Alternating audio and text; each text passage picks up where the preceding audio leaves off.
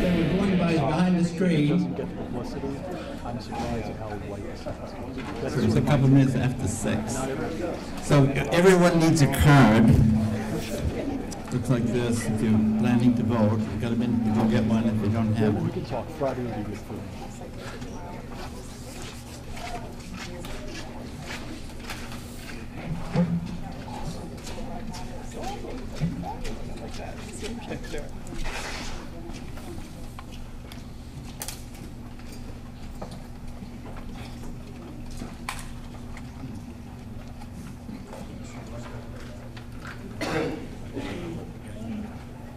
Are we on up here?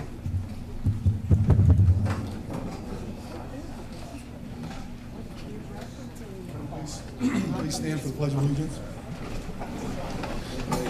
Okay, as you have stood preparing, we're calling the meeting to order, and this is the first event of it. Pledge allegiance to the flag of the United States of America and to the republic for which it stands, one nation, under God, indivisible, with liberty and justice for all. Seated. Good evening. This is our deliberative meeting under the SB2 model. Welcome. We have a few housekeeping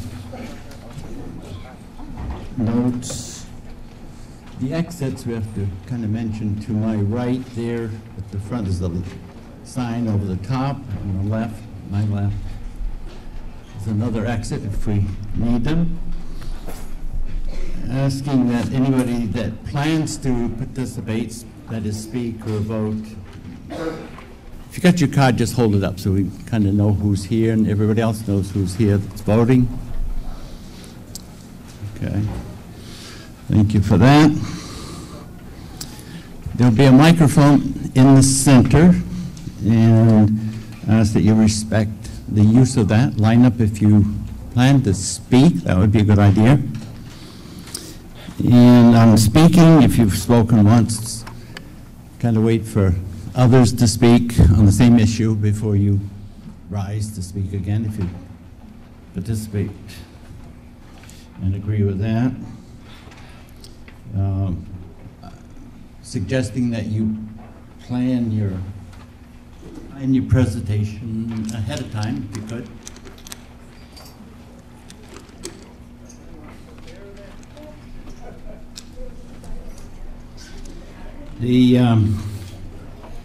There's a list of non-residents who have asked to speak or maybe would speak.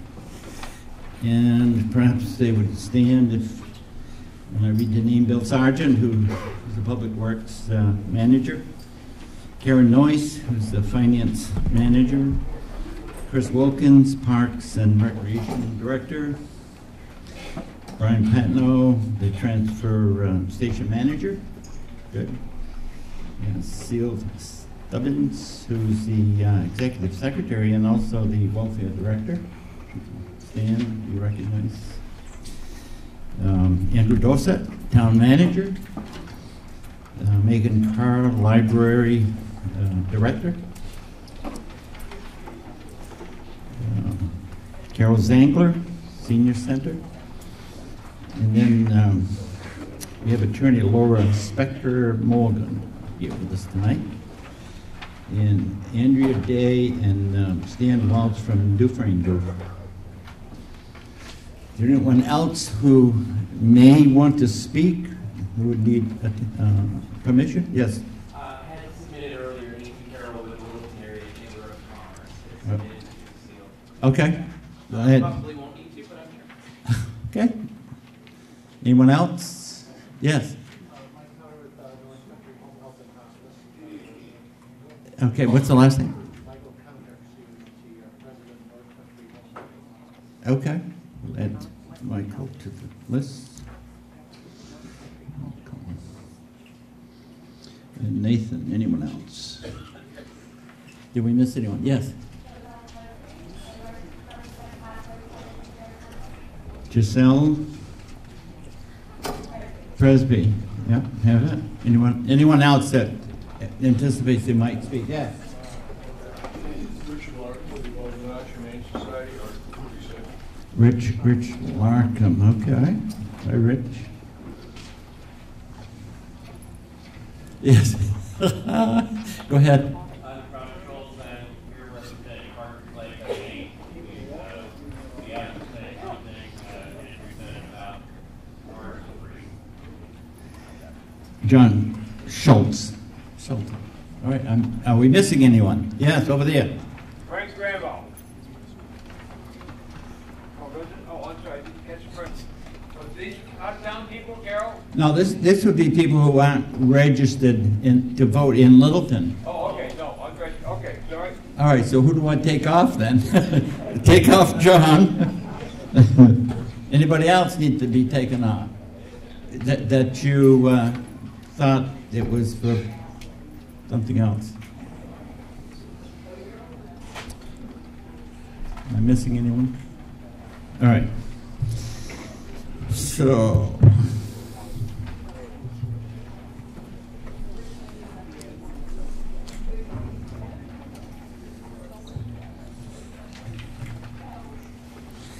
there are some, we're calling them housekeeping issues. In the interest of time, it's nothing that's going to change the outcome at all. On Article 2, the article isn't quite complete, and when you read it, there is some exchange of words that where it says sub-area 2, if you're looking at the articles. And so the current article, Article 2, is on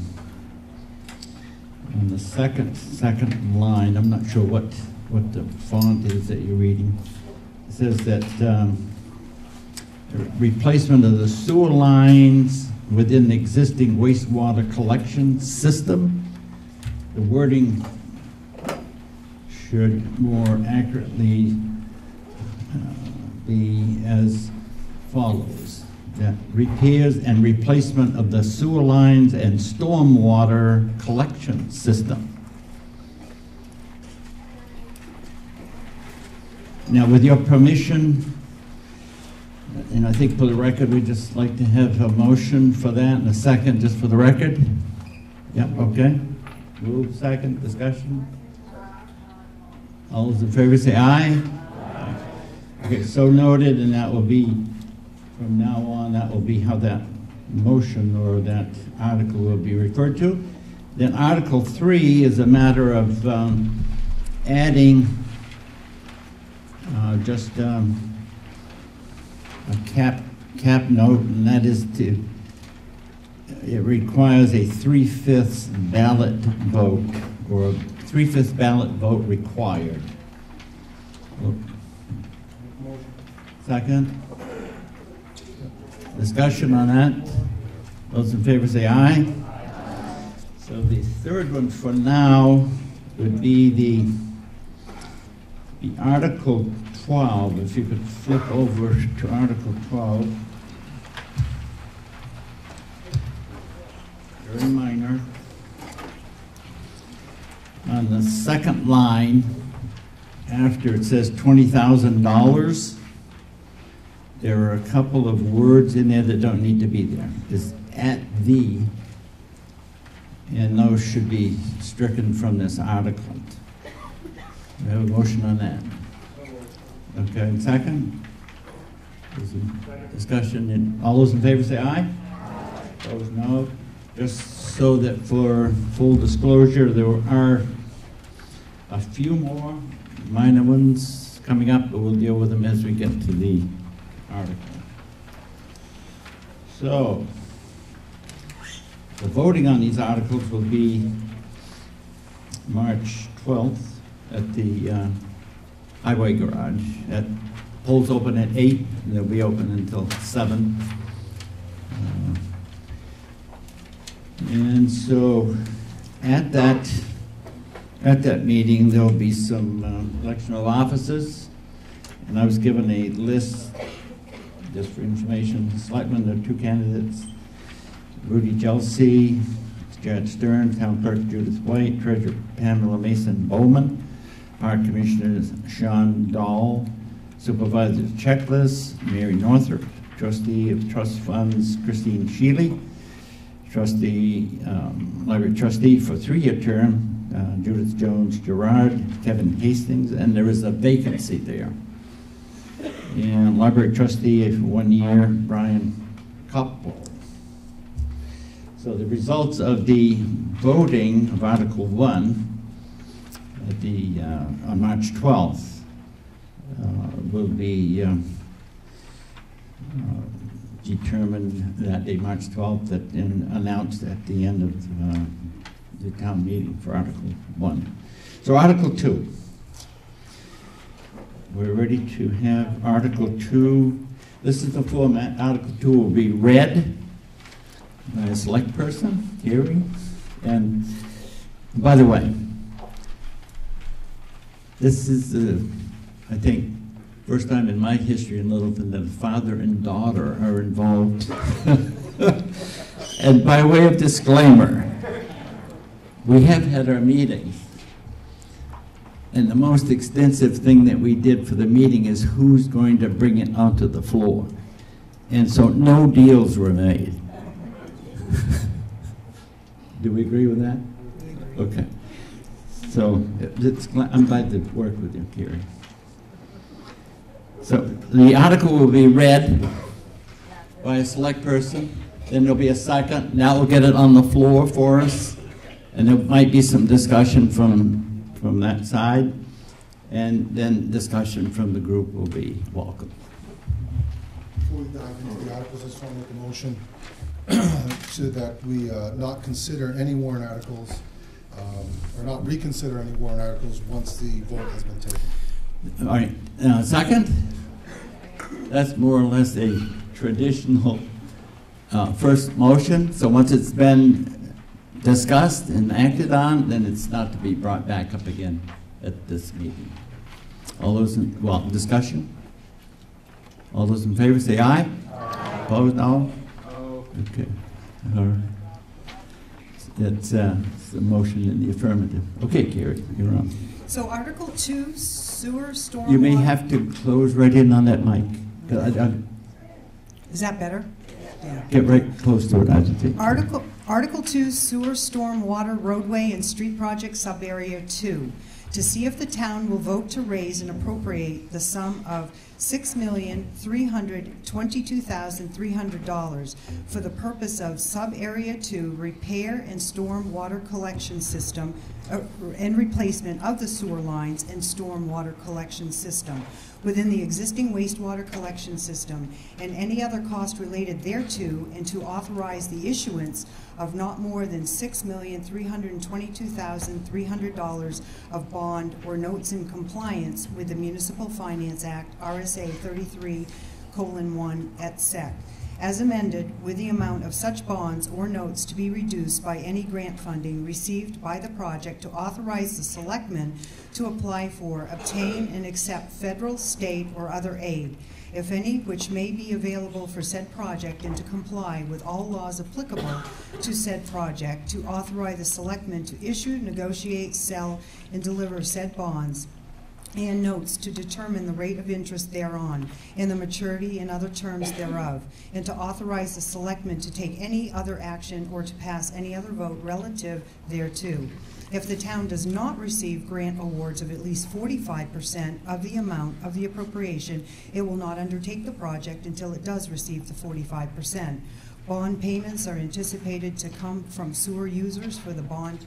No tax impact. 3/5 ballot vote is required. Recommended by the selectmen, 3 votes to 0. Recommended by the budget committee, 7 votes to 0. And that is my motion. Okay, the motion made and seconded. Discussion is appropriate. Now, just for the voting, 3/5 ballot vote is required at this meeting. No, it isn't. Not at this meeting. Was it? Okay. Are we good with that? So at the March meeting, then it's on the ballot and you vote and to have the outcome. All right, clarification. So that's good. We'll discuss it. We'll decide. You'll decide if it goes as printed or amended. It'll go on as amended for March 12th. So we motion and second. Yeah. Andrea and Stan are here from the Dufresne group to answer any questions. Okay. Excuse me? Okay, that's fine. Yeah, go ahead. Yeah, Andrew, you can lead that if you like.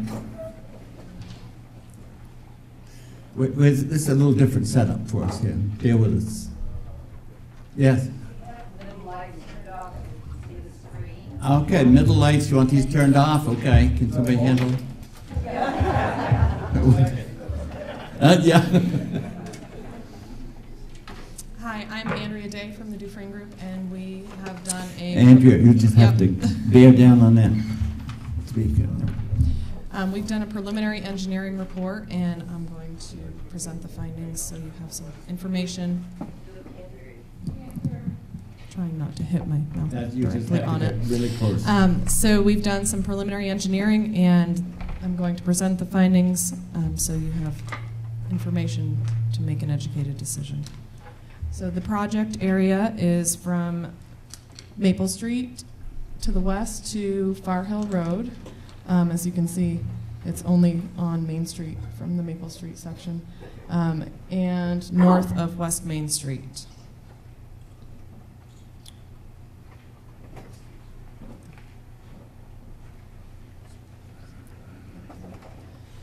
Subarea 2 was identified as having the second highest amount of inflow and infiltration. You heard me speak last year, I guess it was, about Subarea 5. So Subarea 2 is the next highest amount of inflow and infiltration in the system identified by a report that was done in 2012. Inflow is direct connections from stormwater to the wastewater system. So, for example, a catch basin connected to the sewer main. Infiltration is groundwater. Everybody here back there? No. Okay, so we, I don't know if we can turn the volume. You want to come over here? or just bear down on the mic? Yes. No, okay, we appreciate that. This is new equipment, so we want to be sure everybody can hear. Can you hear me now, Tom? Okay. Testing. Better. Is that better? I'm yelling. Is that better in the back? Can you hear me now? Okay. Just bear on it. Go ahead.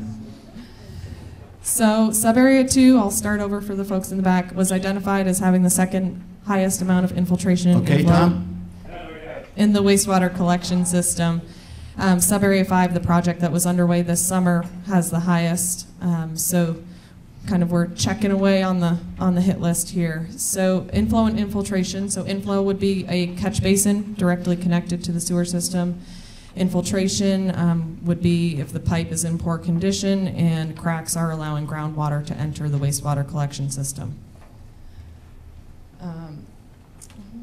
So basically anything that's collected by the wastewater collection system, as you know, goes to the wastewater treatment plant, and regardless of where it came from, it's all wastewater at that point and needs to be treated. So the capacity of the wastewater treatment plant is 1.5 million gallons per day.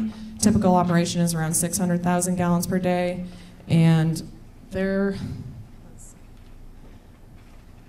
I can't read my little slide here, but there have been instances where there's large storm events, and recently, about a year ago, there was a large rain event similar to what we had, and the wastewater treatment plant flow spiked up to 4.4 million gallons. So when that happens, the operator has to make process adjustments, and that can result in not meeting their permit requirements, and that can result in fines, and the state can come down on the system and force upgrades. So the best way to deal with that is to try and reduce the amount of stormwater getting into your wastewater system. As you can see from these pictures, these are actual pictures taken from a camera that went in the sewer main in sub-area 2. So there's holes and cracks where the pipes are falling in that area. And your hold just for a second. Just a technical question for you folks. Can you see the print from where you're at? Is that a no? So can we compensate, Andrew, somehow for the key points? Because it's blurry and can't really tell, right? We can get into times that it's fine. So you're good? Yeah, it's a broken pipe. They put a camera in the pipe. It's broken. We understand. Well, okay. We just want to make sure it's clear, and because you're going to have to vote on this, so. Yeah, okay, you're welcome. Go ahead. I'm sorry. Yep. So there's holes in the pipe, broken pipes. You got the gist of it. That's good. So we are proposing to replace essentially all the pipe and new manholes, short of a few that actually meet current construction requirements. Basically, the manholes are very small. They're of poor construction, and quite frankly, they are very difficult to be accessed for maintenance. So if one of the public works guys has to get down in there, a lot of times you're going to be picking the smallest guy on the crew because the access is only about 24 inches in diameter. So not only is it in poor condition, allowing groundwater to enter the system, but it's just difficult for maintenance.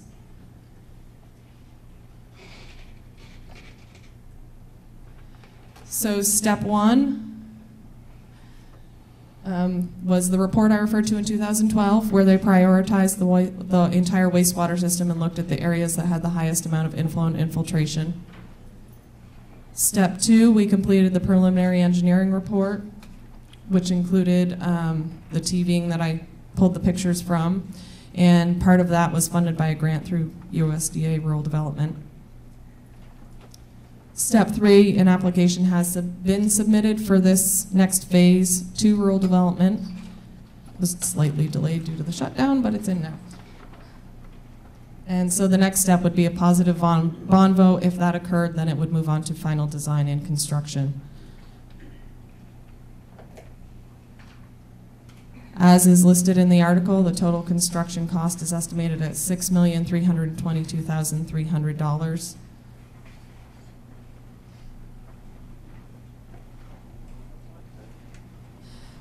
The benefits I discussed earlier, basically you're going to reduce the amount of infiltration and inflow into your system, which will help on the wastewater treatment plant end.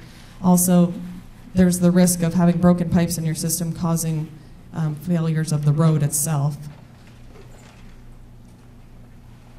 That will also make it easier for the public works guys to actually do maintenance on the system. So project financing, we, as part of the preliminary engineering report, we look at options for financing. We look at local borrowing, we look at Clean Water State Revolving Loan Fund, and USDA Rural Development. As is worded in the article, there's the possibility of a 45% grant from USDA Rural Development, which would result in around a $9 per month increase for the average user.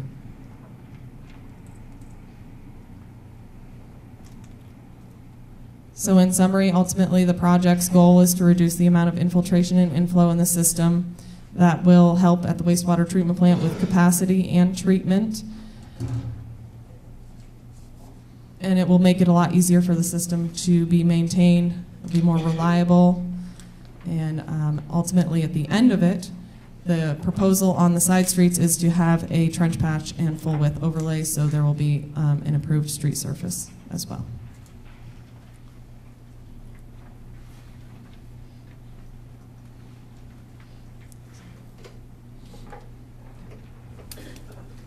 Are we good?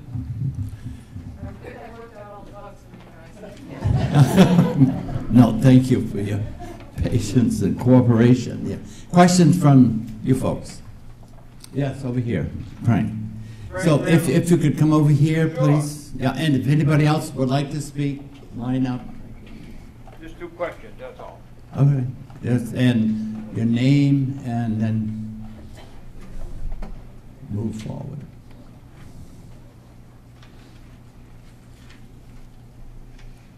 Frank Gramo, close enough?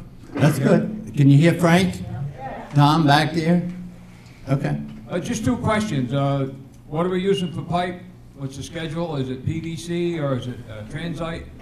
Second question, is this job come under the prevailing wage? I think Dave is speaking. I can't remember now what it is, but you know what I'm talking about. Yep. Just those two. So yes, this would be PVC pipe, and it would be under the Davis and Bacon requirements because of the federal funding source. Anytime you ask for, you get a federal dollar, there's a hook in it. That drives your cost up right there. I'm a capitalist. Also have a plumbing and heating business, and I know I've worked under those jobs, and they're nice. You do make some good money. But I'll tell you, the other side of it is, whether you pay a man prevailing wage or his normal wage, he doesn't get any smarter the second time. It's the same person, same product. Hooks on this stuff anyway. Thanks. Yeah, those are good points. Yep. Thank you.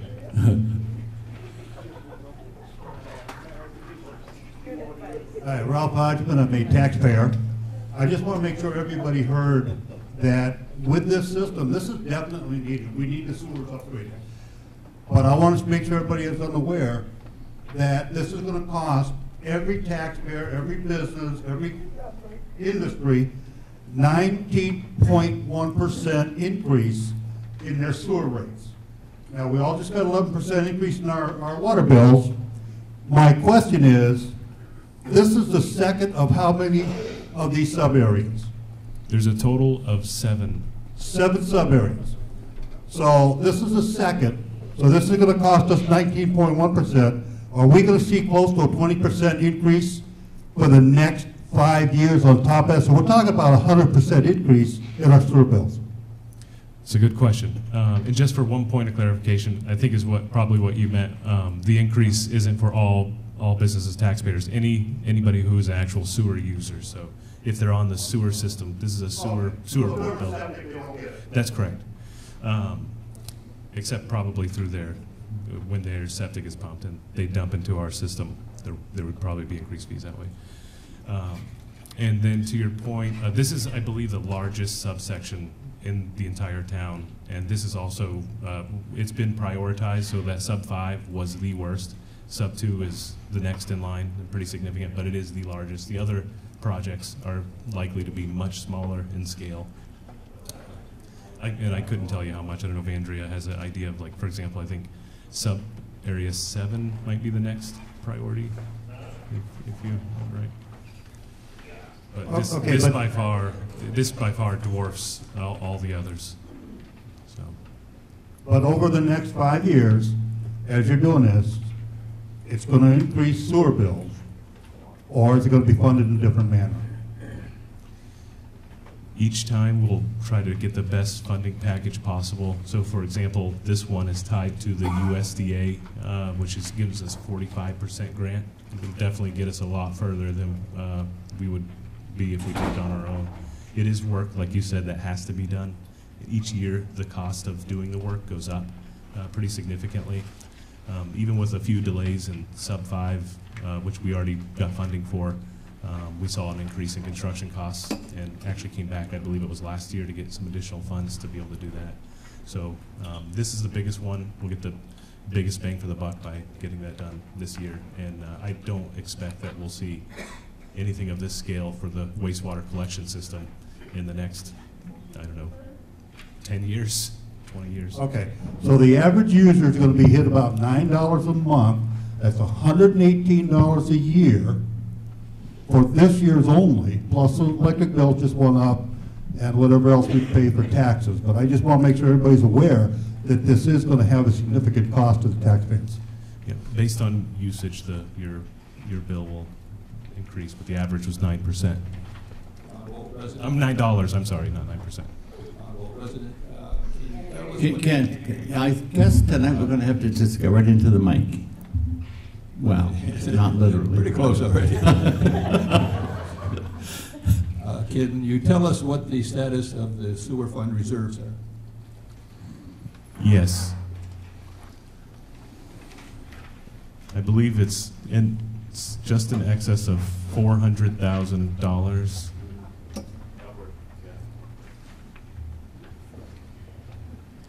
Oh, yeah, well, As of right now, between the sewer connection account, the sewer replacement account, and the reserve for sewer improvement or unreserved fund balance account for the sewer, we're looking at an estimate at the end of 2018 of $857,396. Thank you.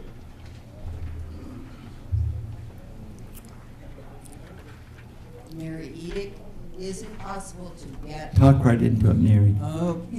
is it possible to get a handout of the presentation that was given? And where, is it at the town office? Yes, and we could put it on the website as well. Okay, Yep. good.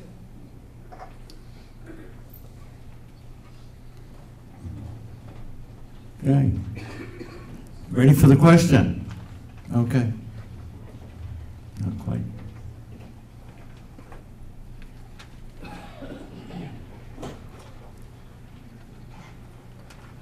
Jerry Lesage. I have a question about the 3/5.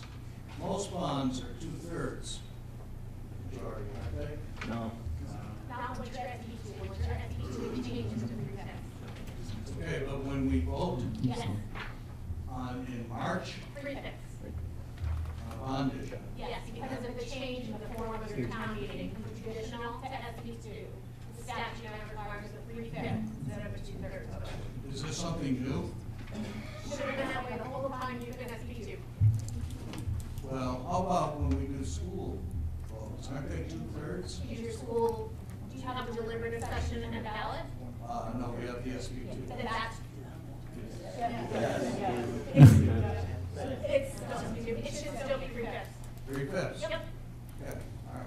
I was a little confused, because I always thought it was 2/3. It used to be. So, Laura, if you don't mind being, so still a little bit of confusion about how we're doing this, and we want to clarify the discussion, and then do we have to keep it open for discussion? No. So once you've completed discussion on this article, do you normally vote to put articles on the warrant? Okay, it's a simple majority voice vote to put it on the warrant. It would only be if you were a traditional town meeting that the polls would have to stay open for an hour. But because this is just the deliberative session where you were just discussing it, it just goes directly on the warrant. Yeah. Yeah. She wants to talk.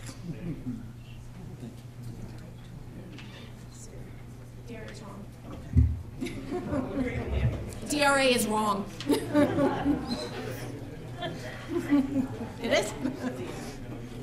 All right, so for clarification, if you see 3/5 vote, ballot vote, that applies to March 12th. For this meeting, we discuss it, we end it with, are you ready for the question? And then it goes, if all's well, it goes on the ballot for March 12th. So we discuss it like we would any other article. Go ahead. Well, Brooks, I have a few questions. How old is this pipe that's in the ground now? And it's in 3-foot sections, whereas the new pipe will be in 20-foot sections. So how old is this pipe now? I think it varies based on the location. So, for example, up near the Rock Stream development, Tuck Lane area, I don't remember when that area. So it varies based on the location within the actual area. So up towards the Rock Stream development, I think that was put in the 70s, early 70s, and then down on Main Street, West Main in 1940s. So 50 plus years old. What happens to the people who have businesses and homes on this piping, on this area, if we don't do it? What happens to their sewer, and what happens to the streets? What's the outcome? So From what we've seen already, we've had backups where sewer actually backs up and the sewer will flow into someone's residence. And I believe there's been cases of that happening in businesses too on Main Street. So this would resolve that, and would also allow us to actually maintain the system better so that there's less of these issues. As you saw in the pictures, the pipe is collapsing in on itself. There's also areas where there's extreme settling and sags, and so buildup will happen of sludge, which will then create backups to anybody that's behind it, and it can be pretty devastating. We had a home, I think, that was pretty devastated. I think it was last year, and we ended up having to actually settle on the way to a court case to potentially pay for the whole house. So, Are these photographs we saw fairly indicative of the pipe as you walk it? I mean, it's this collapsed throughout.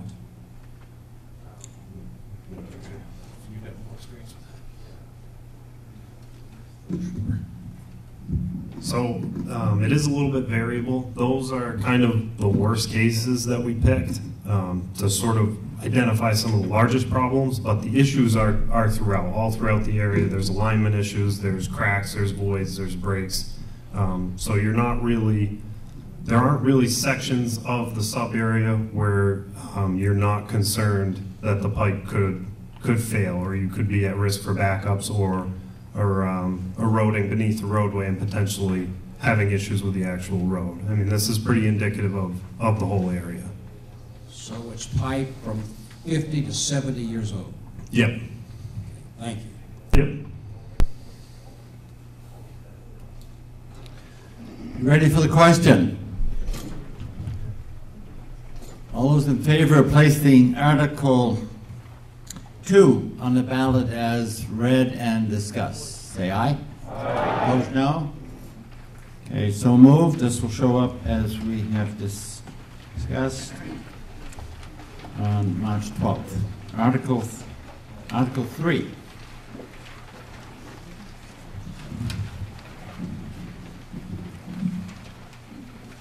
Article 3, Partridge Lake Phosphate Reduction Study Design.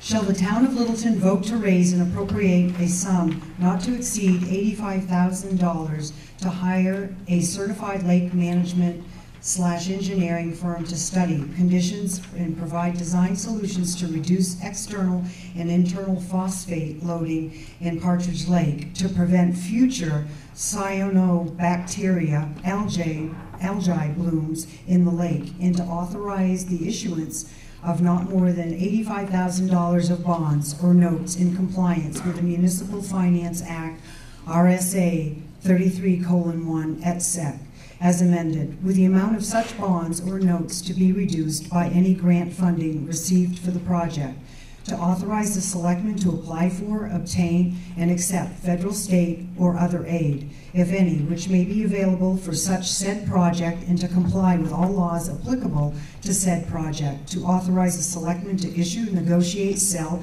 and deliver said bonds and notes, and to determine the rate of interest thereon, and the maturity and other items thereof, and to authorize the selectmen to take any other action or to pass any other vote relative thereto. It is anticipated that there will be $75,000 in principal loan forgiveness under the New Hampshire Department of Environmental Services Clean Water State Revolving Fund, New Hampshire CWSRF. The remaining $10,000 will be offset by a donation of the Partridge Lake Property Owners Association Water Quality Fund. Fiscal impact, note, the tax impact associated with this will be $0 per 1,000 valuation. The principal loan amount of $75,000 will be forgiven per the terms of the New Hampshire CWSRF agreement. Any and all interest accrued prior to loan forgiveness and administrative costs shall be paid via monies held in the Partridge Lake Property Owners Association Water Quality Fund. A 3/5 ballot vote is required. There is no tax impact. It is recommended by the selectmen, 3 votes to none, and recommended by the budget committee, 8 votes to none. And John Schultz is here. Do you want to? Kira, do you want to move that go on the We'll go out for discussion. Okay. This is a motion. Okay, I make the motion? And it moved and seconded. Now, do you want John, is that what you want John to speak on that, if you will? I can speak if there are any questions. Okay. from anyone. Anybody has questions? Any questions? Are you ready for the question?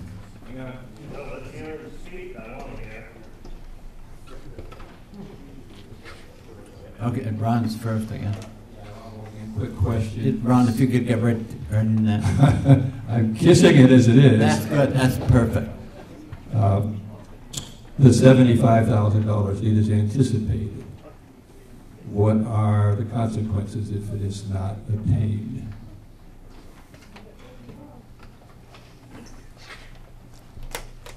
Now, who has the answer to that question? I think I do. Okay. I'm sure Andrew does. I'm John Schultz. I'm the president of the Partridge Lake Property Owners Association. The association exists for one purpose only, and that's water quality in Partridge Lake. And the Clean Water State Revolving Fund has a limit of $75,000 in principal forgiveness. So what we're doing with this money, what we want to do with this money is to hire the best lake management company, engineering firm, the best qualified to study the situation and give us recommendations. And we believe that the fee for these consultants will not exceed $75,000, but the Partridge Lake property owners are prepared to augment that as necessary to pay incidental administrative costs and advertising costs and whatever might come up. And then, based on what the folks at the state DES have told us, we can pretty much depend on once we get the study done, we can depend on the $75,000 principal being forgiven, and the Property Owners Association will pay the interest on the loan, because it is a loan at that point. I mean, it's a loan until it's forgiven. And I think that's basically all there is to it. Okay. And I don't know if the question was if we weren't successful in the grant loan forgiveness application, will the project move forward? And the answer would be, if we're not successful with this, we'll try another way. We're just going to, I keep hoping that there's some conservation fund or group out there with millions of dollars that wants to see Partridge Lake cleaned up and pristine, and they'll give us a lot of money. But if that doesn't happen, we'll see if we can keep working through the state. And on that subject, I found it very interesting when we met with the watershed management folks from DES, and I said, whose lake is it and whose responsibility is it? And the response was, this belongs to the state of New Hampshire, it's our responsibility, but we don't have any money. So.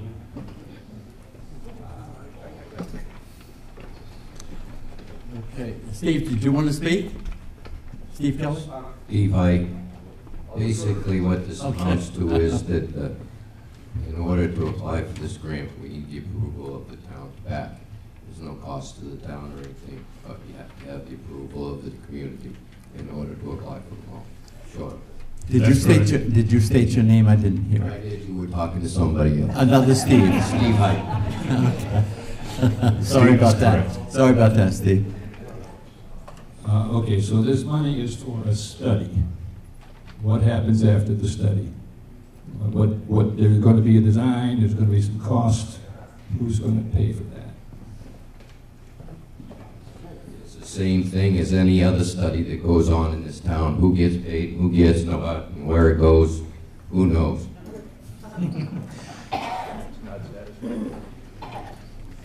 I'm sorry, but I don't think the original question got answered. Okay, you want to state your name, please? Ralph Heisman, taxpayer. You're asking us for $85,000 in March.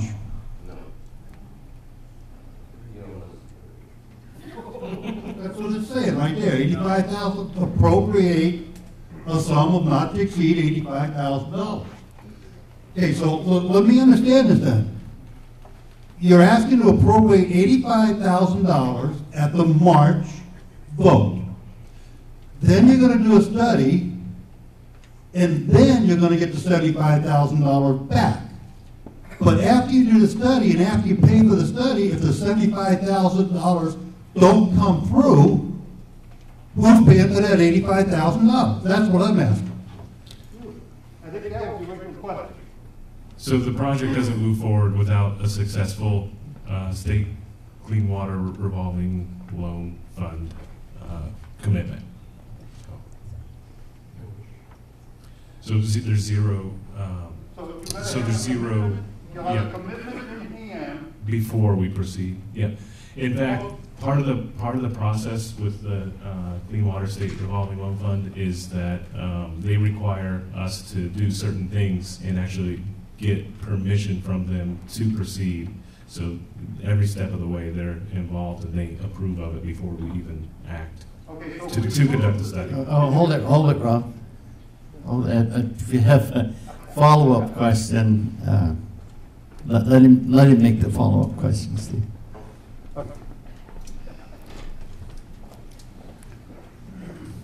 So, if in March we approve this, okay, then you won't go for an $85,000 loan unless you have that certificate in hand that says the State Water Commission will pay their $75,000.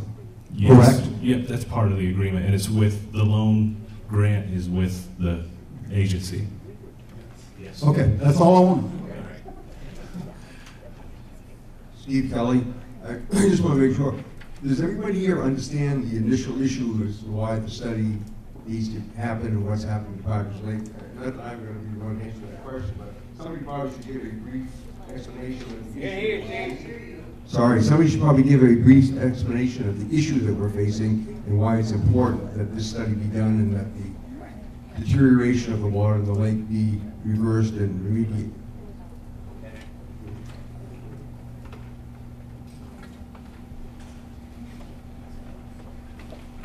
Partridge Lake has been just for the record, just restate it. Okay.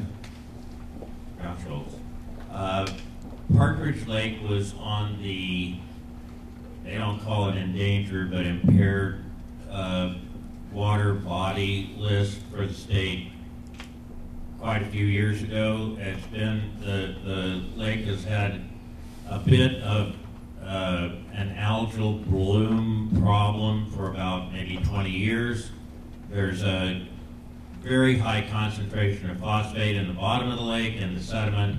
When there's an overturning, which happens twice a year, there's potential for that phosphate to come to the surface, and with sunshine, that promotes, it's a nutrient, it promotes the growth of plants and cyanobacteria, other algae type things. So we want to try to figure out what kind of installations we can put in on the tributaries that would reduce the external loading to Partridge Lake, and then do an in-lake treatment that would probably be broadcasting of alum, which will bind or bond with the phosphate and make it inert. But we need to have some, the state wants a study done. There was a study done by the town, I believe in 2001, and ultimately it was public, you know, a firm was hired, they studied it for quite a few years, and they produced a report about 2007, but the state thinks that's old information, we need to update it, that's why we're trying to get these monies now to do that. Then we get this step completed and have the right recommendations, then we'll go after some funding to actually implement the recommendation.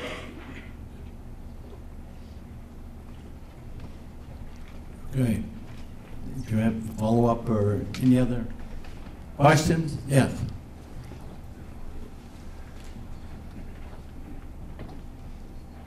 Alt.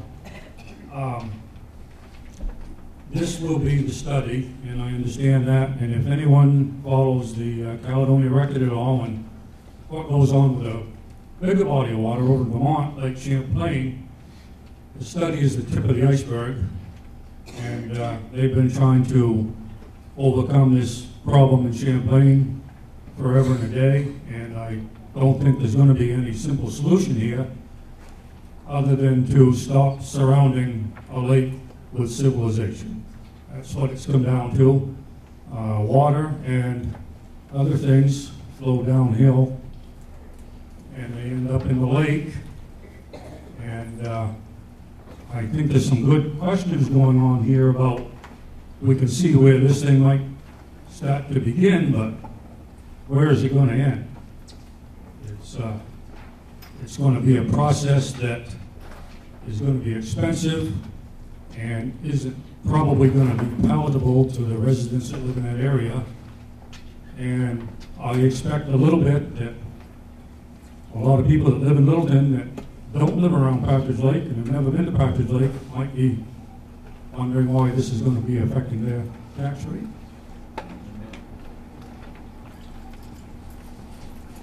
John Schultz again. There is an absolute commitment to not have taxpayers in the town of Littleton spend a penny throughout this whole process. The water belongs to the state, and we realize that those of us who live around the lake have the greatest benefit from it, and that's why we're putting a lot of energy and time into trying to solve the problem and finding the money to get things done. But please just, underscore that the intent and the commitment is to have the taxpayers zero impact. Okay, you ready for the question? All those in favor of placing this article on the ballot for March 12th, say aye. Aye. Opposed, no? No. So vote in the affirmative. Okay, we're moving on. Next article. Article 4.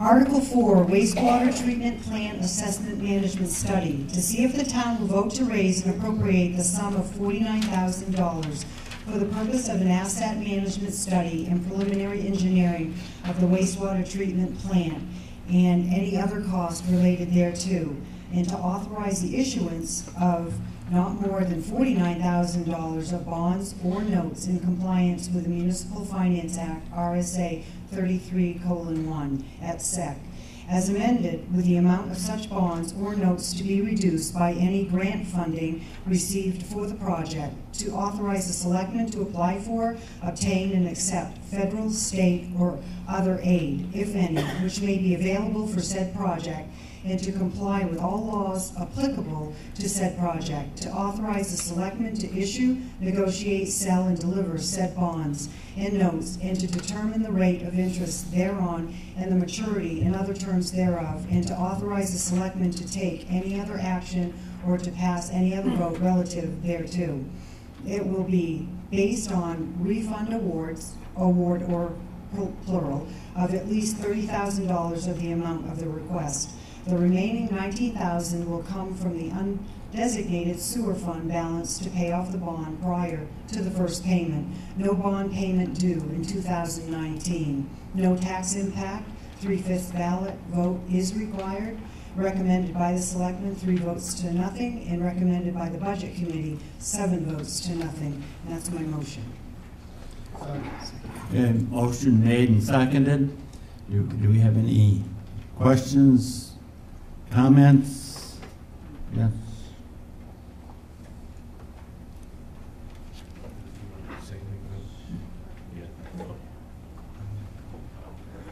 So, quick release there. All right. I don't know. I was just saying we should get one.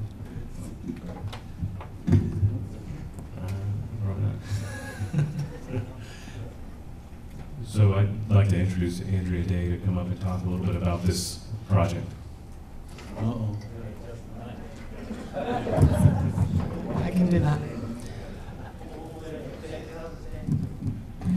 So this is a grant application, or basically a loan application with forgiveness, similar to the last one you heard. And we have already submitted the application, and it is set to be funded by the state. However, the Clean Water State Revolving Loan Fund requires a positive bond vote before they will give you the money. So that's why we're here today talking about it. Basically, the wastewater treatment plant is in need of upgrades. They've had some new permit requirements come down that have made it more difficult for them to treat the wastewater and limited the capacity of the plant.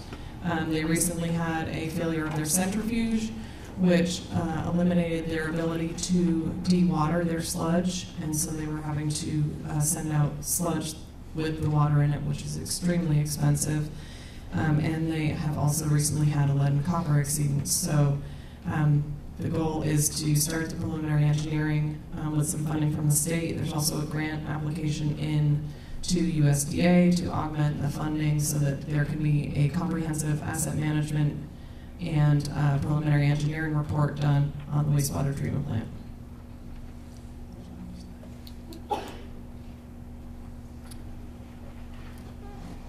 Okay. Questions? Further comments? Ready for the question? Yes? Those in favor say aye. Aye. Opposed, no. Article 4 goes on the ballot for March 12th. Article 5.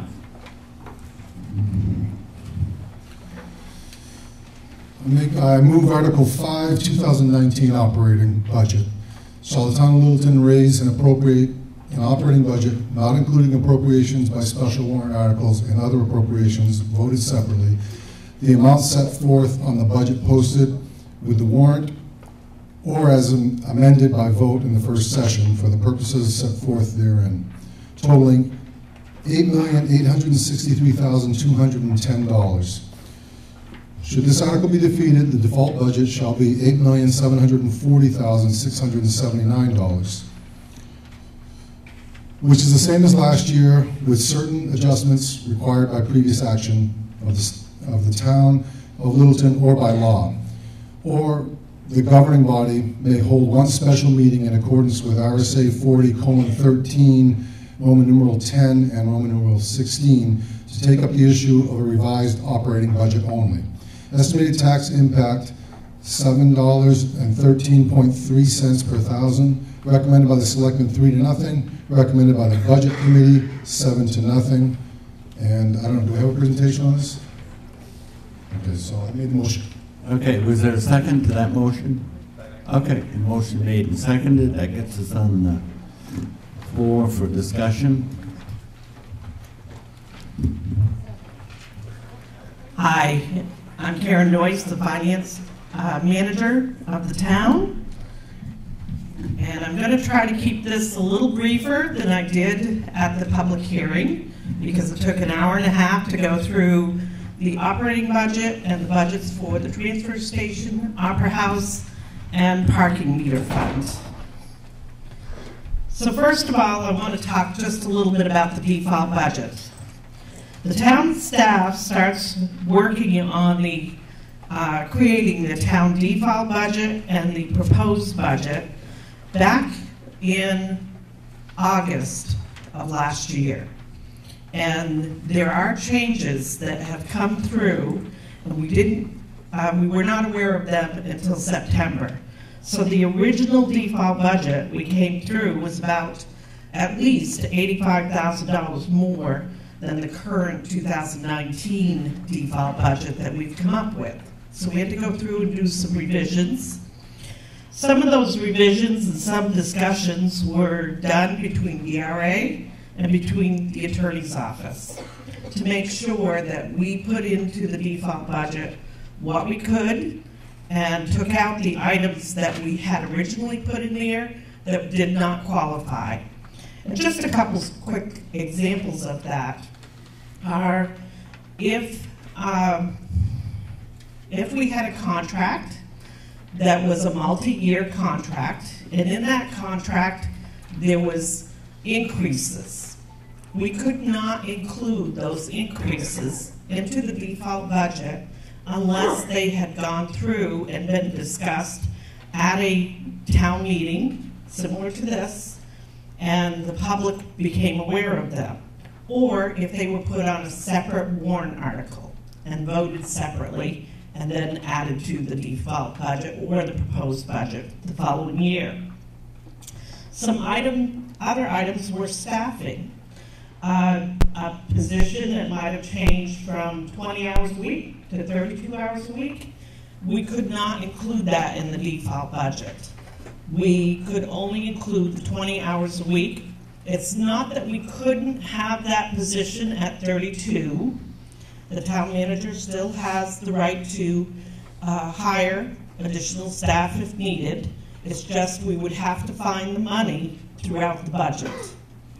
We would have to find it by cutting back somewhere else in the default budget if the default budget passes. Additional items that we could include because they're required by law: workers' comp, unemployment insurance. But the strange thing is, property liability insurance increases could not be included because they are not required by law. It's a good thing that you have them. So any increase that came from property liability, we can only include it in the proposed budget. Any new agreements or contracts we might have entered into, say a copier contract, those could not be included in the default budget. Years ago, we did include them. Years ago, the rules were different. So we had some adjustments to do, and we did come up with what we felt was a very reasonable and within the rules of a default budget. So if you look at page 2 of your budget summary, which actually your proposed and default budget is this bigger packet. And then if you look at page 1, your top page of your pink paper, your 2018 approved adjusted operating budget to your 2019 default operating budget. It summarizes the differences between what was last year, the approved adjusted operating budget, to what it is this year. So last year with adjustments, it was $8,628,078. This year, we have an adjusted default operating budget of $8,740,679. The difference is $112,601, roughly a 1.3% increase.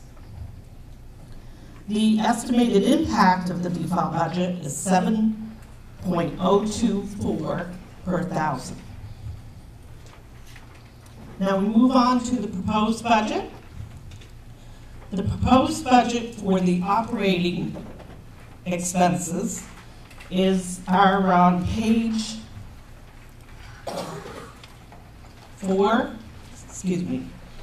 5 through 40.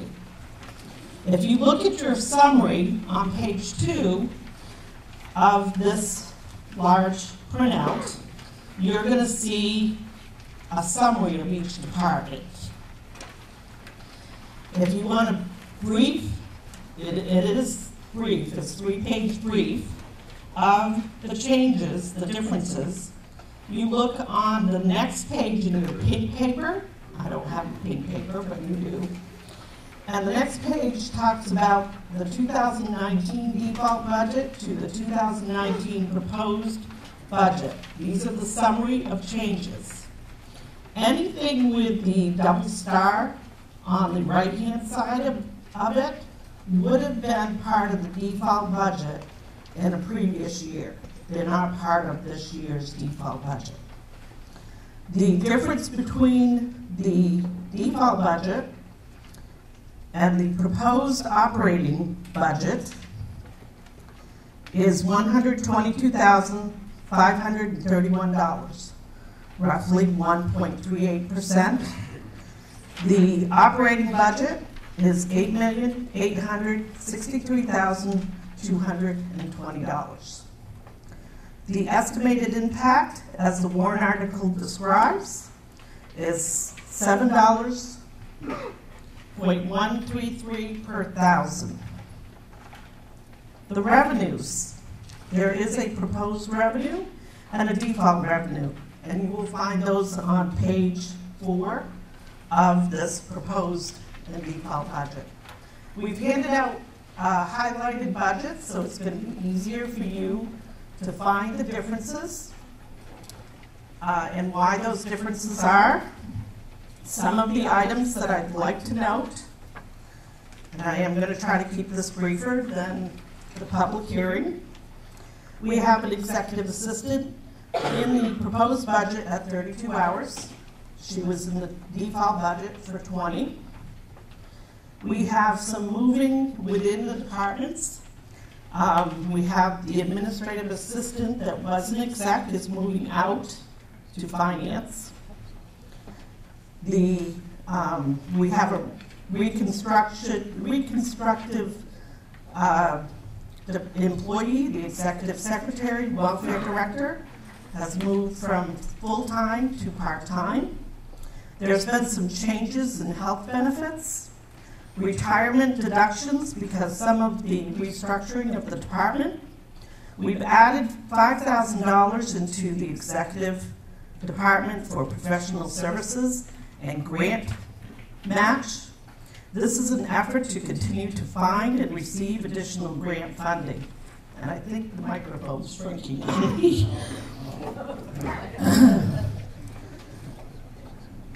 Additions to the town clerk and decreases to that town clerk budget.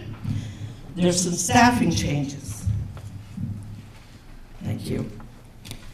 We recently had a retirement in the town clerk's department last spring, and we have hired some new personnel that have higher training and have come in with additional training and experience, and because of that, they have come in at a higher rate of pay. Also, there's some benefits that have changed with that position as well. This would have normally been part of the default in past years. The town clerk also plans to process credit cards at the windows and needs some software and signature pads to be able to do this. There are also various decreases in the mileage cost, training cost, and reduced postage and poll watchers because there are less elections. In the tax collecting department, we have added in, which has been there all along, a deputy tax collector, which we've calculated for 4 hours average per week. We have a slight, tiny reduction in data processing. Under finance, which I used to be the finance director and the HR director, that position has been restructured. We've actually moved a couple people around in that department. I am now part-time, and I am the finance manager. We have accounts payable and accounts receivable clerk, which is working 28 hours per week. We have a payroll, benefits, and HR administrator that's now in the personnel department. That person is working 32 hours a week. We've restructured a few of the benefits along with that, and none of the personnel qualify in those two departments for New Hampshire retirement system benefits. In the finance department, we also see a reduction in data processing. And in personnel, we see an increase in postage, employee relations, and training. When you have staff of about 50, you need to keep up with laws, you need to share information, you need to train. So there is a slight increase in that department. In assessing, we have a slight contract increase in the assessing service contract. This would have been part of the default budget as well. There's a reduction in the data processing service contract. In legal, there's been a reduction in the legal costs based on the most recent year's experience. We have reductions in the planning and zoning department and additions in the planning and zoning department. We have increased the duties and the wage for the deputy health officer appointment to the administrator in the planning and zoning department. That added duties takes additional time. We reduced the legal based on past year's experience. In advertising, general government buildings, cemeteries, and regional associations, we've increased data processing, adding what's called a base camp program to be able to monitor staff and monitor the projects that they've been assigned. This way we can keep track of things a little bit better and know what needs to be done to finish up or where a project's at. In the cemetery, we have an increase of $1,500. This is covering their additional increase of their cost. There is a slight reduction in the town's property liability insurance, an increase in the notices and publications, a decrease in the town report publications. We have more people going to our website to look at copies of the town report rather than coming in and getting a copy. There's an increased cost of media services, and this is the media services that cover our meetings and events so that people can view them either through the website or on their TVs. We have an increase in chamber membership under our dues to other associations because we had not included that in the past. One thing we did do in other governments is move the airport support, which was in the budget for $6,000, out to a warrant article. This was after recommendation from the Budget Committee and approval from the Selectmen. Under Police Department, travel reimbursements have been reduced as there is an admin vehicle that's now available for all departments to use.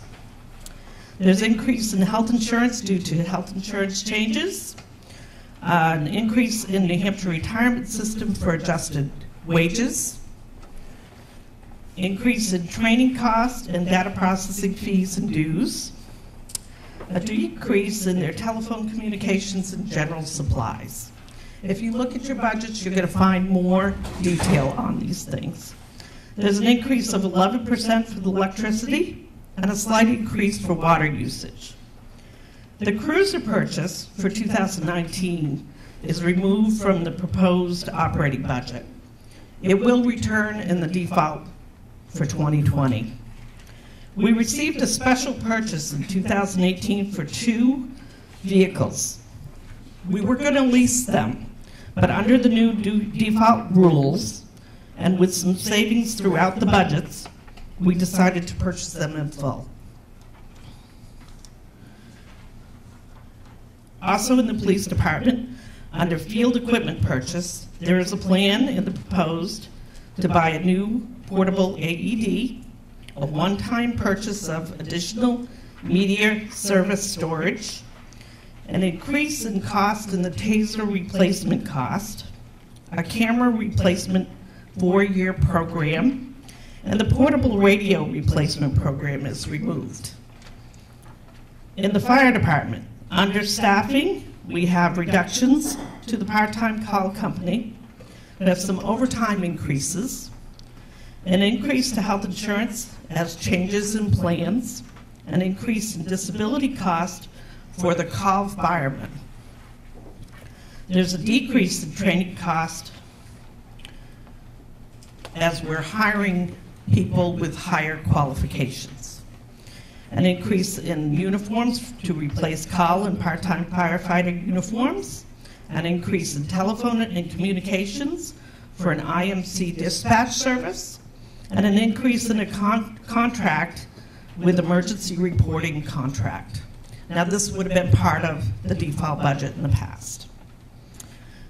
There's an increase in the pest control cost, dues, and janitorial cost. Under building repair, there's a proposed replacement of a front and back doors at the fire department. These will be a one-time purchase. For general supplies firefighting, we will have an increase in cost and the need to resupply many items that have been depleted in our supplies. An increase in the equipment maintenance, including requirement testing of equipment in the fire department, and items that are required to have testing every 2 years. The largest increase in the fire department budget for the proposed budget is vehicle maintenance. Historically, the vehicles have been costing more and more each year.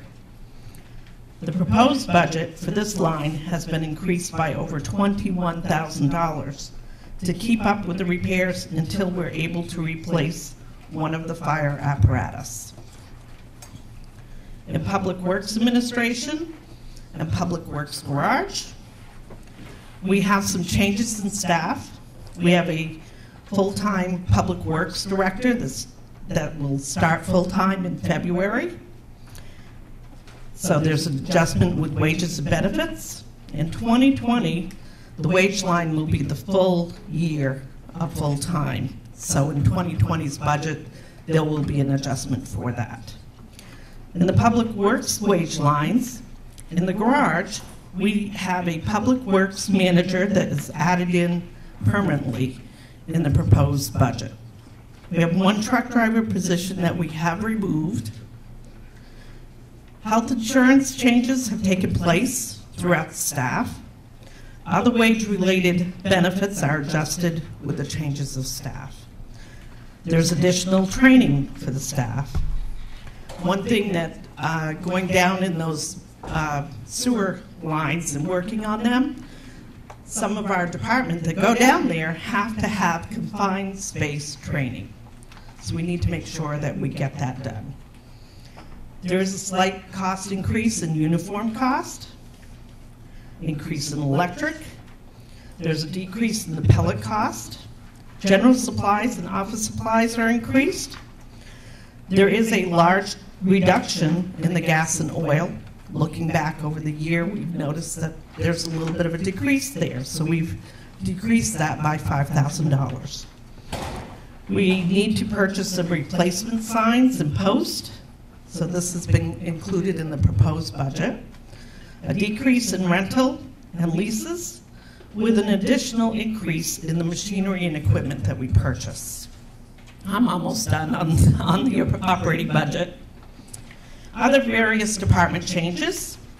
The bridges and sidewalks, we've increased that from $500 to $2,500 to cover purchasing bridge and sidewalk sealer and weed control products.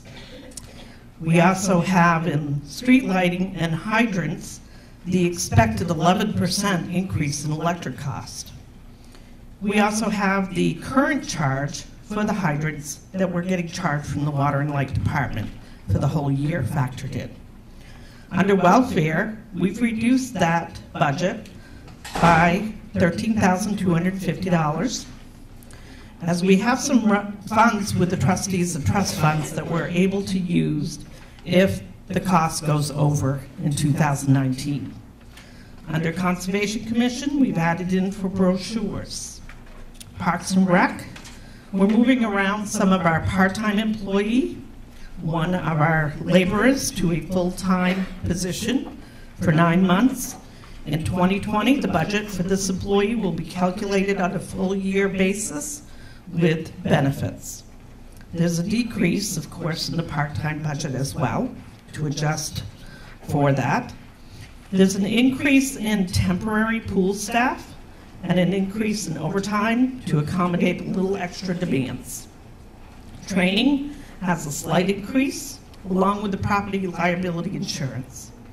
Telephones have a decrease, and the internet access has an increase for a new web page.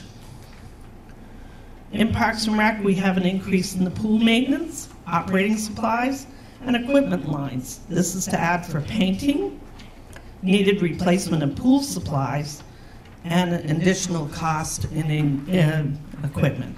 Under groundskeeping and vehicle maintenance, there is a slight increase. There is a reduction in mileage reimbursement as the parks truck and the admin vehicle at the police department can be used. There's an increase to the audit expense to cover the Parks and Rec share of the audit. Under sewer users budget, adjustments have been made throughout various budgets for the work performed for the sewer. This includes wages, benefits, health insurance, and New Hampshire retirement system cost. Professional services for the plant operation, it is a contract. There is increases in that. We usually put them in the default. This year we did not. That is approximately a 3% increase per year. This will be factored in the 2020 default budget. There's an increase in property liability cost and a slight increase to the audit cost. Reductions were done to the cleaning, monitoring, and repair of lines.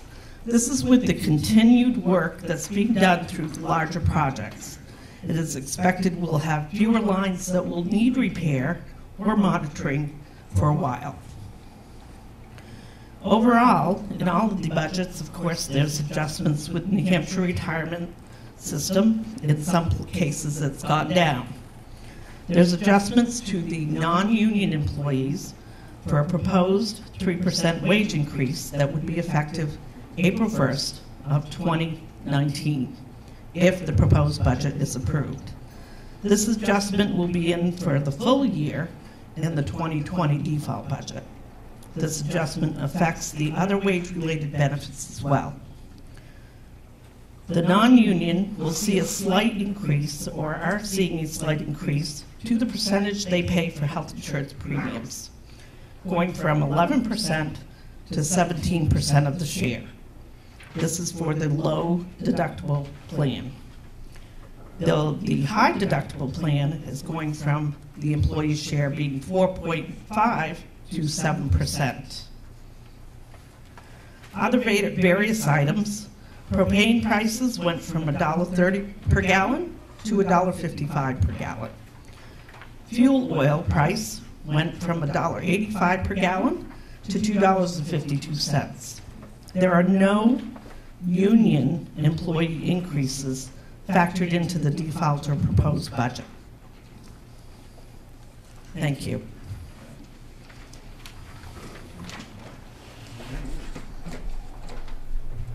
Questions on the default budget? Yeah.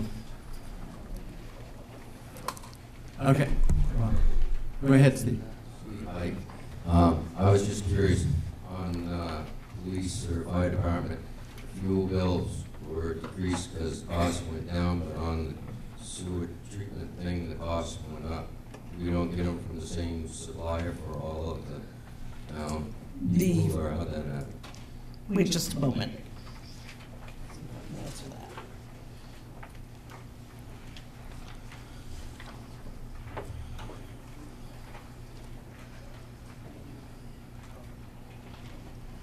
Under the sewer fund, there is no fuel cost based into that budget. Sewer fund budget is on page 38 and 39. So. Sorry, on the last screen, up back, the bottom line right there shows an increase. Oh. This is propane and fuel oil. This is not gasoline, and we are on a special program that we either get it at the state rate or we get it at a company that we deal with called WEX, and they give it to us either at the state rate or lower. Right. No, my question is that saying diesel here, and I believe fire trucks are diesel. Yes, there's no change. We have town trucks and the other equipment. Why don't our rates come from one supplier at one price across the board? Why is it different? Well, the two places would have diesel would be the fire department and the highway department. So those would be the two places, and we did deduct $5,000 from the highway department. So, Steve, are you satisfied with that answer? No, not yet. Well, okay, let's be sure we're clear on that. You know, the propane for the stoves at the old town building, the communities, whatever, the opera house. I mean, throughout the town, someplace there's got to be propane, there's got to be gasoline, there's got to be diesel fuel, and we have one purchasing place that we get it. I understand that they go down to the state garage and get some of the fuel down there, and the state's on a different thing. But any fuels, we shouldn't see enough on one department and down on another, to me. Well, I can tell you that in 2018, the fire department had cost under gas, propane, and oil of $10,313.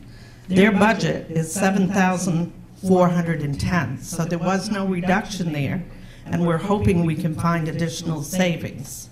I do know that the highway department and the police department are both on a WEX program and use the state pumps. So we have seen some savings there.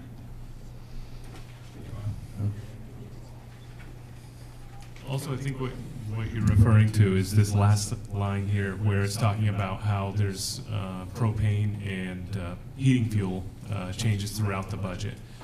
So this is a separate, the way that we do this is Karen teams up with the school and some other entities in town and then puts it out to bid to get us the best price on heating oil and propane. And so the numbers that we saw this time for that bid, they came in higher than last year's, which is separate from the diesel or gasoline prices that we get. I want to be done with this, but most of any of the purchasing that I do, it's all on volume. So if you put all the departments together and do it as one, your gallon amount comes up and you get a lower rate. I mean, whatever. So it just seems strange to me that we're buying from 2 or 3 different places instead of putting it all together. We are buying basically from the state pumps or through the WIX program, which means we can go to any pump and use those pumps. The fire department hasn't been put onto the WEX program yet. That is another goal for this coming year. The propane is for heating, and we do lump it together for all town buildings and for the school to try to get the best rate. And we do the fuel oil as well. Thank you. Okay, I'm glad I answered it. I have a question about the executive assistant position. Okay, name please. Allison Bull. Thank you. And I'm dubious about these positions because I used to be one of these people. And their jobs are usually quite ill-defined. Can you hear Allison? No. Sorry. I don't want this down my throat. Okay, there you go. Is this better? Okay, as I said, I'm dubious about executive assistant positions because I used to be one, and my jobs were always ill-defined. So what I want to know, this is a 4-part question, what I would like to know is, we went for many, many years without this position. Why was this position deemed necessary a year ago? Let me get the 4 in. Secondly, which individuals does this person support? Presumably, this person has a job description. I would like to know a basic summary of the responsibilities this person has. And finally, I would like you to offer me concrete examples of how this person spends the bulk of his or her time. You've made this almost a full-time position, so have at it. I will tell you it probably should be a full-time position, but trying to keep the costs down and the New Hampshire retirement system's down. Additionally, we have gone to a 32-hour work week with a majority of the administrative staff that were willing to do that in order to save the town some money. Now I'm going to turn this over to Andrew that can explain the position further. We do have a job description. I'd love to share it with anyone that wants to email me and let me know where to send that. I'd be happy to. He can explain it further. So I think in the past there was actually a assistant town manager position that provided a lot of administrative support for the town manager. What I've experienced is basically I'm underneath a flowing waterfall of requests, information, projects, and just getting the statutory requirements of the job done. There's no way to keep up. So this person is providing administrative support through returning phone calls, scheduling meetings, providing research, and just general support. The job description is pretty defined, and yeah, I would be happy to share that with you or anybody else that want to take a look at it.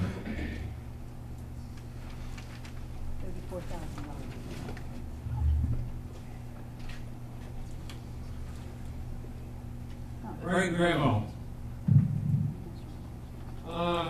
We got a public works director and a public works manager.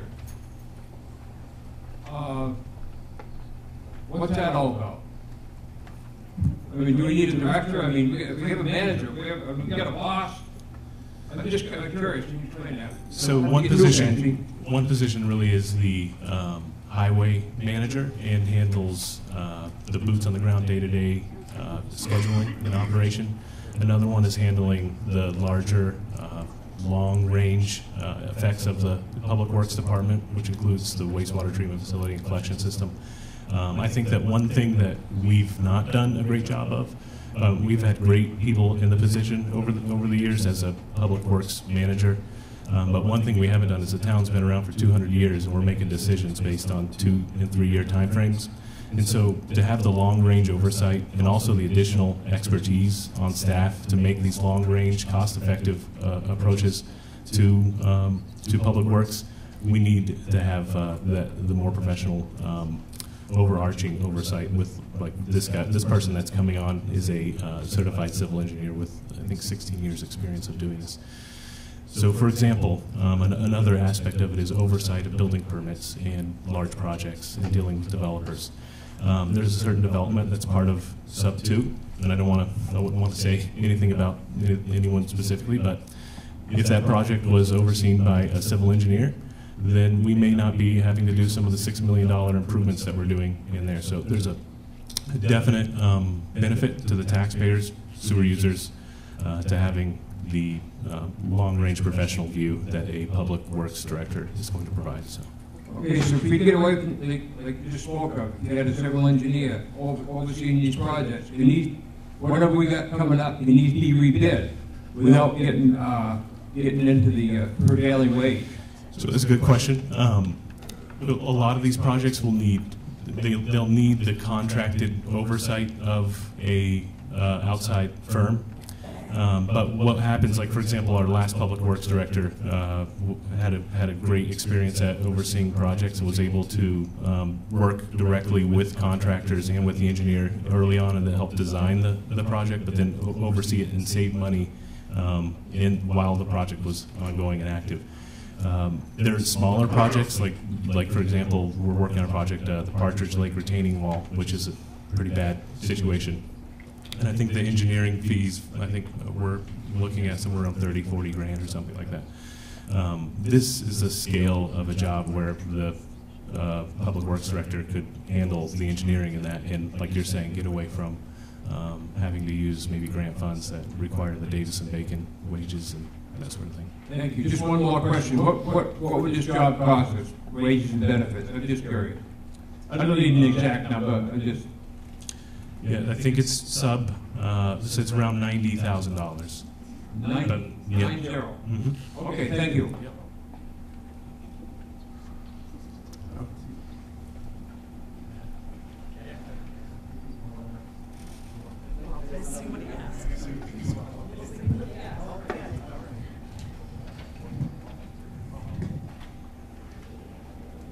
I've got a question, Karen. I got a little bit lost in the default, not default changes and whatnot. On the first page of the pink handout that you don't have, I have it in white. I see a line item that says fire, remove Sunday part-time firefighter coverage, minus $23,490. Is that for real? That is for real in the default and also in the proposed. The decision, we had not used that part-time person in that position, and we had rescheduled different individuals, full-time individuals, to be able to accommodate 2 full-time individuals on a Sunday for Sunday coverage with the staff that we have. Okay, so you're saying there's no reduction in the level of service on Sundays? Correct, and you can verify that with the fire chief.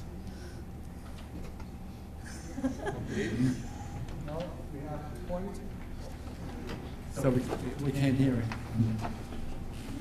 Yeah.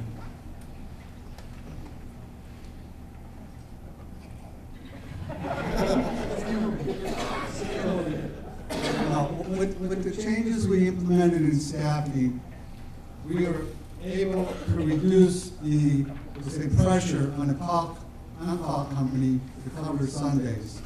We have effectively changed scheduling with the full-time staff, and basically, as I speak, we've been operating at 24 hours a day, 7 days a week, fire coverage, with 2 full-time people on during that time. So we have full coverage due to these changes.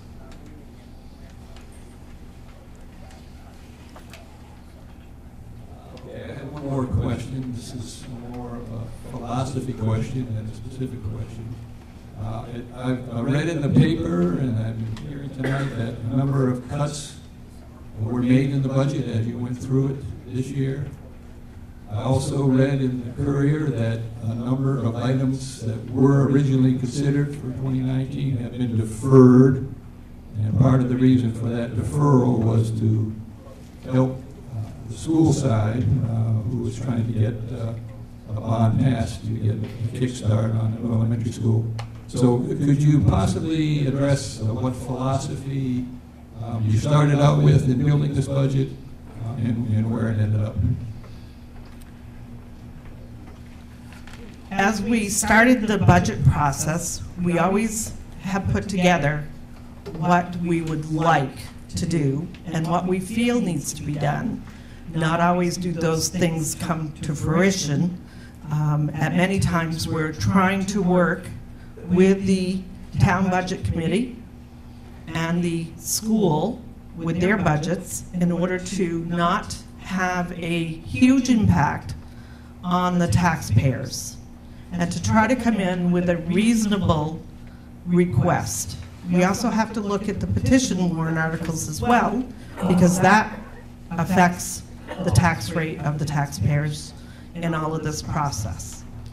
So we did come in with a lot more items, both in the proposed and in the warrant articles, than we ended up requesting at the end.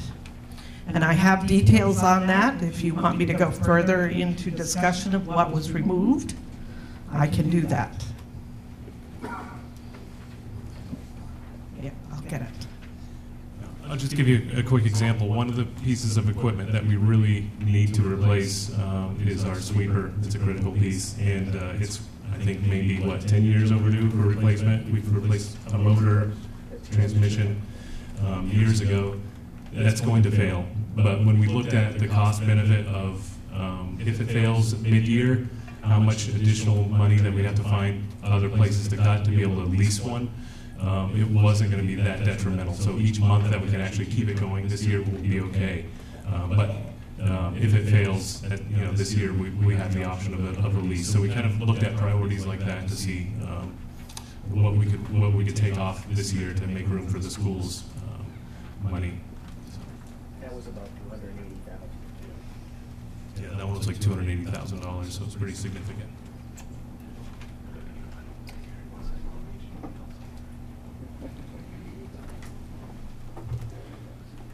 One additional large item that we did cut back on we originally came in with a $500,000 warrant article for the road improvements, and that has been cut back to $300,000.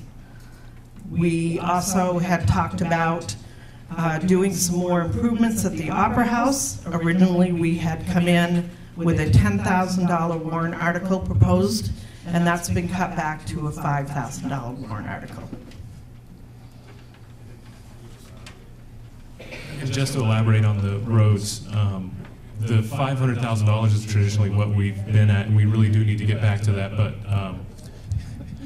what we found, though, is that this coming year we do have enough projects in the mix between the Sub-Area 5 sewer project and the Sub-Area 2 sewer project and the Transportation Alternative Program project that we have quite a few linear feet or miles of road that we're going to be getting new surface on. So we could keep that at 300 this year to do some of the emergency repairs to other locations.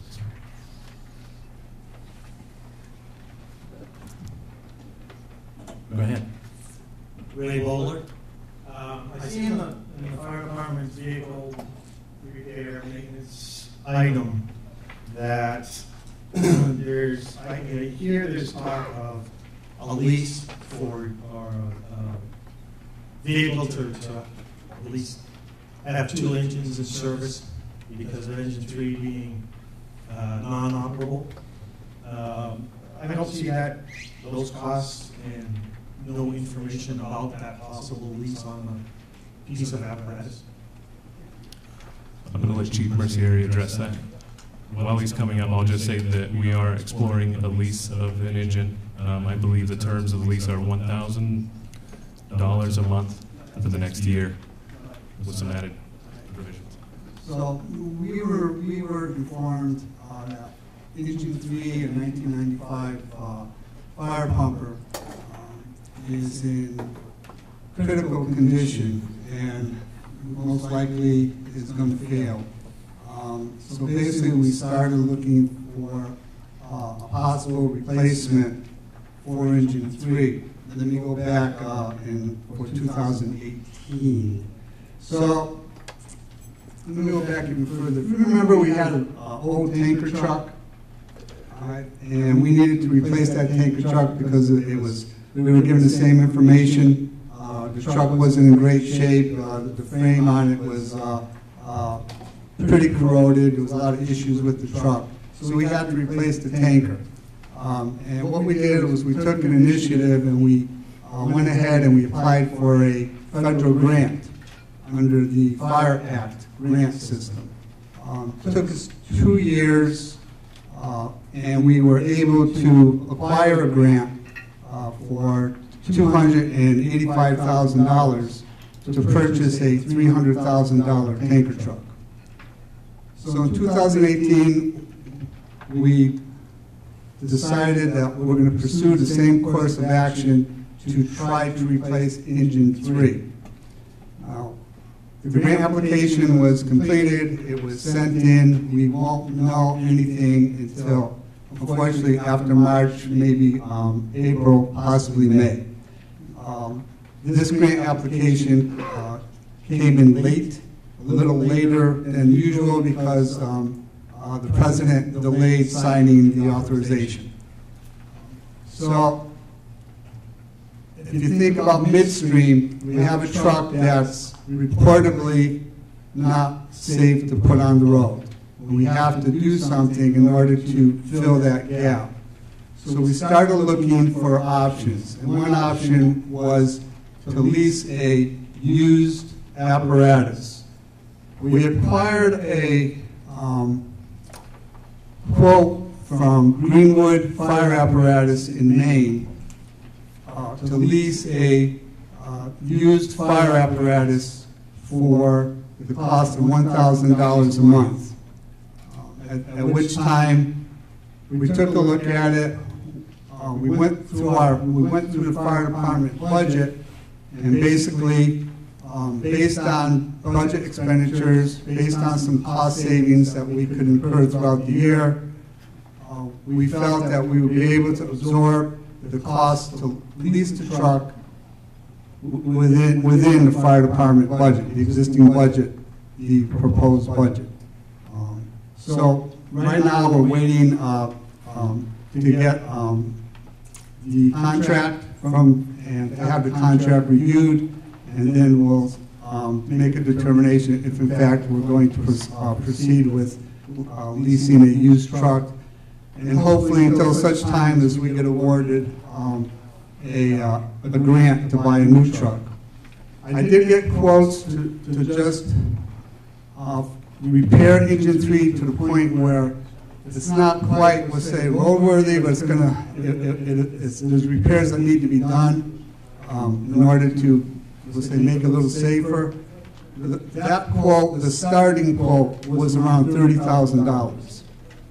So in the scheme of things, and it was more cost effective, my belief was it was more cost effective to lease a pumper for less money than it would cost us to, repair or partially repair engine 3, because we don't really know what more we're going to find when they start tearing that truck apart. So the comparison was an annual cost of $12,000 versus a $30,000 plus repair. So that's where we're at. That's where we are with the apparatus. Any questions, please let me know.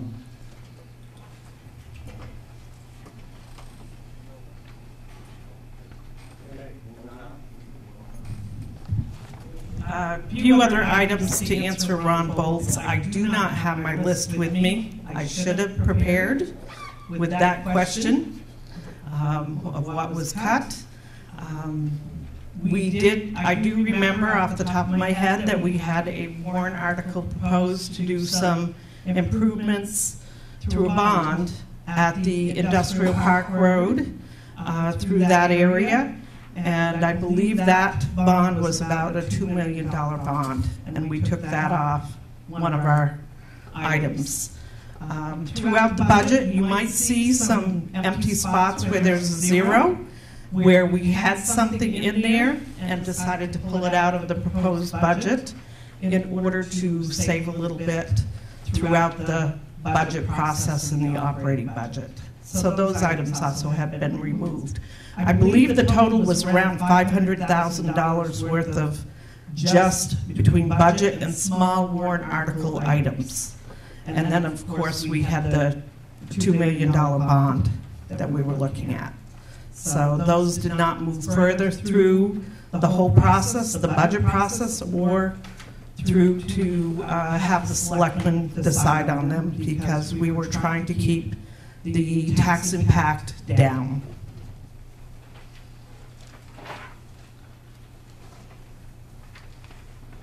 Okay. Questions? Any further questions on the budget? So is that the extent of the budget preparation from your side? On the warrant article, okay. So all those in favor of placing the article on the warrant for March 12th, say aye. Aye. Opposed, no? Okay, then the ayes have it, so it will be placed as presented.